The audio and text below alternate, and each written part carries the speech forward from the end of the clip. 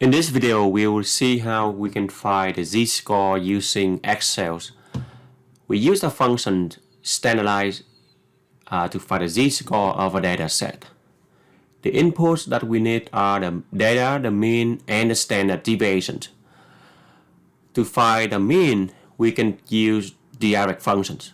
And to find the standard deviation, we can use the stdev.s functions. We can enter directly this function here into a cell on the Excel, or you can select that from the formula tab. For example, we have 1, 2, 3, 4, 5, 6, 7, 8, 9, 10. We have 10 values here. And we are looking to find a z-score of number 59. The first steps here is we enter the value into one column. So all the 10 values, I put it in one column. And then I go to a cell. You can select any cell. And you press the equal symbol, right, to return the value. Now, if we want to use a function from the formula tabs, we can click on the formula tabs and then click on insert functions. And then from there, we choose the category statistical and we pick the function standardize. And we click OK. And after we click OK, we have a function argument box here. Now, the X value is the one that we want to find a z-score. We are looking for the z-score of number 59. So you click on 59. And then for the mean, we want to take the mean of this column,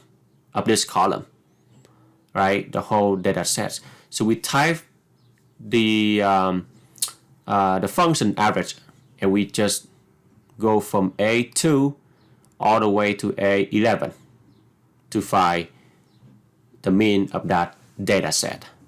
And then for the standard deviation, we use stdev.s functions. We go again from column A2 all the way to A11. And we click OK. All the results is displayed here, 0.48.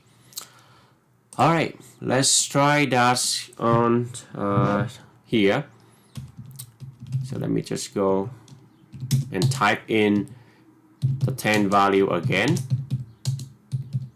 You can type them in one single column.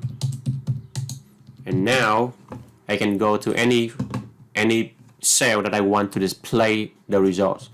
I press equal. I go to formula tab. I go to insert functions. I choose statistical. And then I go down. I go to the function called standardize. That is the z-score. The X is this one. I'm looking for the z-score of 59. The mean, you need to find the mean, so we want to type the average function. The average function for this entire value. So we close them, and then stdev.s, I'm looking for the sample standard deviation, open parentheses, and then I drag all this data set, closes.